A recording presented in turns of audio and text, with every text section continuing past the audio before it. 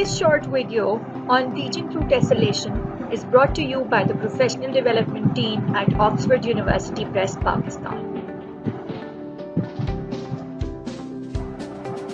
What is a tessellation?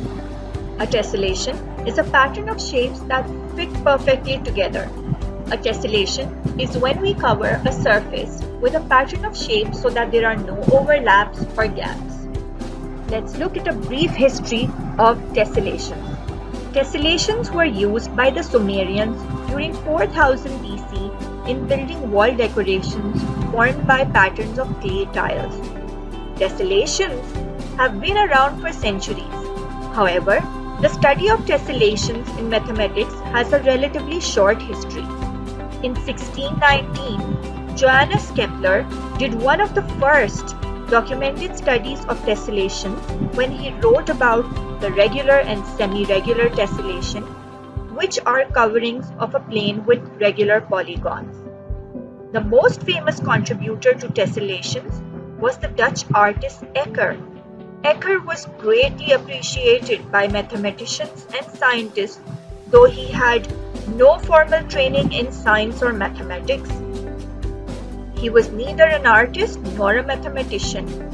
He is most famous for his so-called impossible structures and his contribution through his work towards tessellation. Have you ever observed tessellations in nature? I'm sure you must have seen some examples. I'm going to share 4 examples of tessellations that can be seen in nature. The first example is a tortoise shell, a honeycomb, snake skin, and the last one is a pineapple. Can you think of more? Tessellation in art. Tessellations have been very famous in art. In architecture, tessellations have been used to create decorative motifs since ancient times. Mosaic tilings often had geometric patterns. Some of the most decorative were the Moorish wall tilings of Islamic architecture. Tessellation in puzzles and recreational mathematics. Tessellations have given rise to many types of tiling puzzles, from traditional jigsaw puzzles and the tangram to more modern puzzles which have a mathematical basis. Authors such as Henry Dudney and Martin Gardner have made many uses of tessellation in recreational mathematics. For example, Dudney invented the hinged dissection, while Gardner wrote about the rectile, a shape that can be dissected into smaller copies of the same shape. Let's look at how can we use tessellations in the classroom. Young children can be taught about tessellations with pattern block pieces of geometric figures such as the square, rhombus, triangle, hexagon, and rectangle. Children can create their own pattern pieces by cutting them out of corrugated cardboard.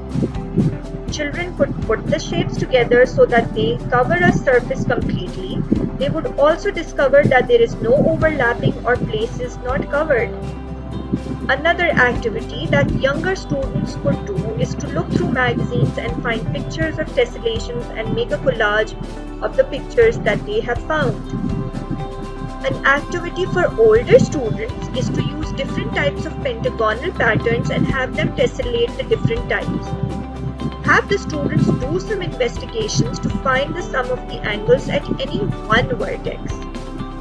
For high school students, the activity could be to have children discover what shapes tessellate and prove how they know that they do actually tessellate. Tessellations can be used as a project. We need to encourage our children to make their own tessellations. Why? Because it helps children develop creativity and merges math and art together. Oxford University Press, Pakistan has produced resources that encourage children to recognize tessellations and use them in activities. In front of you are 2 examples from the book New Syllabus Primary Mathematics, Book 4, 2nd edition. A few more examples of tessellations are right in front of you, and they are also from the same series, New Syllabus Primary Mathematics, Book 4, 2nd edition.